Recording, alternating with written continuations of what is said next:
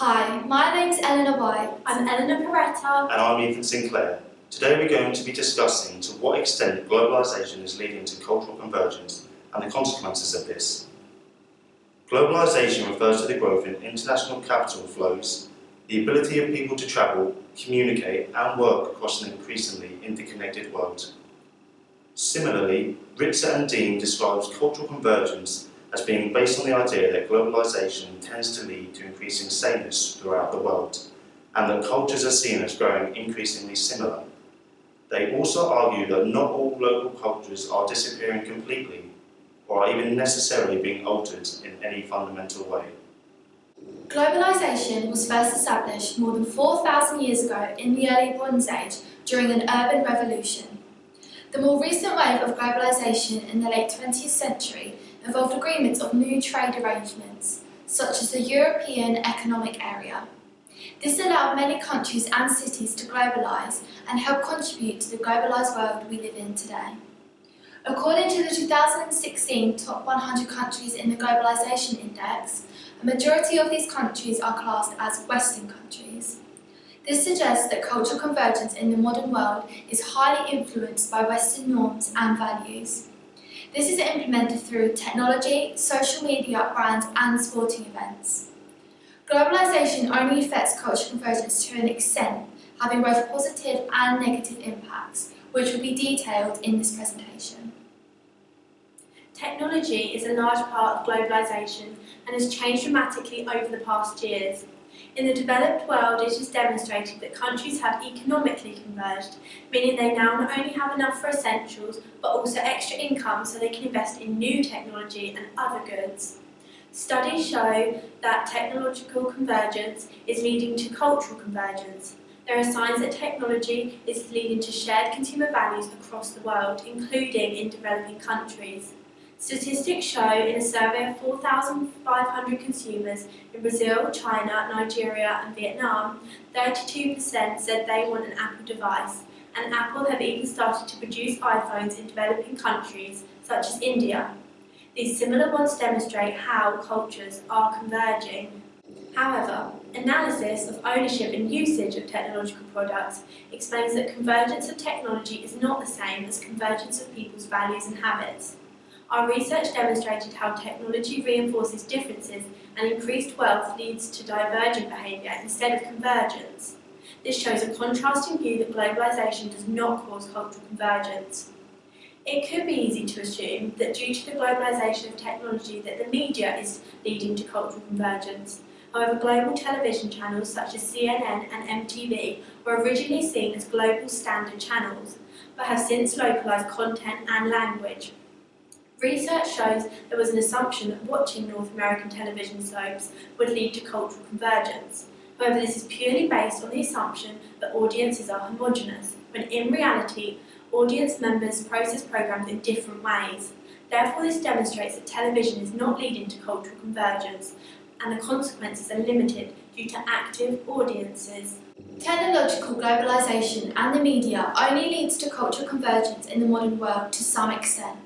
It can be argued that social media has a huge influence on cultures. Social media has accelerated the rate relationships develop, the way information is shared, and how world events and cultures are shaped. Instagram, for instance, is the most popular social media platform, even overtaking Twitter. The social media site's top user country is the USA, closely followed by Russia, Argentina, Indonesia, and Ukraine, all of which are developing countries with different cultures compared to the USA. Selena Gomez is the most followed person on Instagram, ahead of Taylor Swift, Ariana Grande, Beyonce and Kim Kardashian. These users are all from the USA, and the fact that they are the most followed accounts demonstrate how they hold mass influence against these developing countries, exposing alternative cultures to Western values. Many large multinational companies have seen their profits decline due to standardising their operations and brands. The continental European clothing retailer, n.da, standardised buying and advertising in Europe in 1997. This resulted in the company deciding to close all 109 shops in the UK and Ireland due to substantial losses. This demonstrates how tastes and values of British and Irish consumers differs from that of continental Europeans. This suggests how cultural convergence in the modern world does not always apply. Western culture is generalised, however this demonstrates that even within Europe there are different cultural distinctions. On the other hand, McDonald's demonstrates an understanding of differing cultures across countries. The company adapt their menu to reflect different tastes and local traditions for every country in which they have restaurants. They are keen to respect cultural differences, so every country has its own policy for developing menu items. McDonald's is a well-established company with their net profit of $1.1 billion in 2016. Therefore, they're likely to have a mass influence in the different countries which they operate. However, the fact that they have chosen to suit the needs of different cultures therefore suggests that globalisation's effect on cultural convergence is limited in terms of big brands. Cultural convergence also occurs at international sporting events. This gives an opportunity for those attending and competing to develop an understanding of the expectations and practices of the participating cultures. The different cultures begin to converge to determine appropriate methods for displaying respect in these international venues. An example of this is the Vuvuzela race that took place in Cape Town during the 2010 World Cup. Originally made from tin, these were mass-produced in plastic in the last decade and have achieved worldwide fame. The fact that they were mass-produced out of plastic shows how they have trended and spread across different countries. This shows how aspects of the hosting nation's culture can be embraced by people from all across the globe.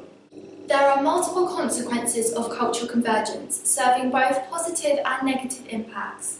Firstly, it is argued by Wild and Wild that companies that outsource internationally tend to exploit workers in low-wage nations and developing countries. Some of these workers even adopt Western behaviours in an attempt to gain employment, demonstrating the convergence between our cultures. As previously highlighted in statistics, there is a merging of cultural desires, such as the ownership of an Apple iPhone. Therefore, this increases wealth and efficiency in all nations, and jobs are elevating living standards, which advances the economies of developing nations and allows for these cultures to have the same wants and desires as Western cultures, bringing our culture closer. Another consequence of cultural convergence is that it is destroying our rich diversity of culture and homogenises modern-day countries. This is represented by the overcoming sense of sameness.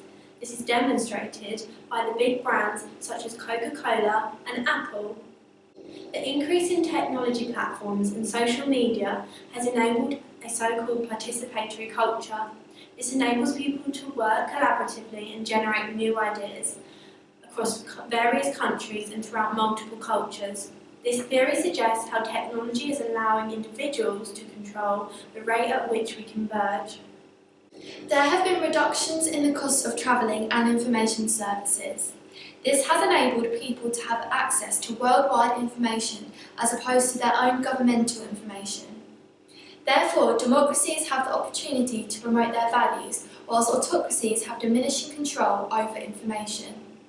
Democratic countries also border non-democratic countries, meaning there is more chance of these bordering countries converting.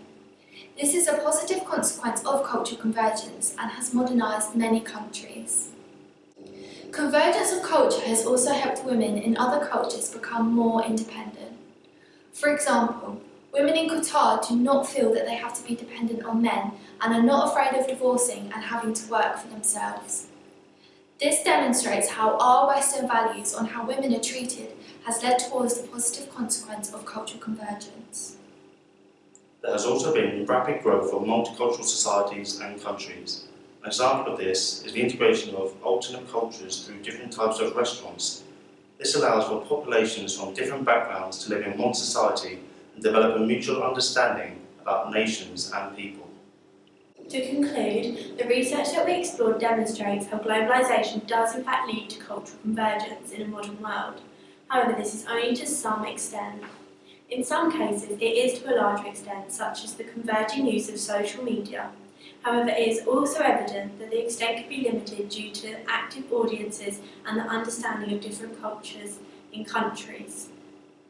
There are also many different consequences of cultural convergence in modern society, and although there are some negative aspects, there is also evidence of cultural convergence supporting certain groups, such as women, the unemployed, and many different cultures that remain. These factors outweigh negative aspects, and even though the culture has been converged in some sense, various cultures across different countries remain separate from this convergence. Thank you for listening.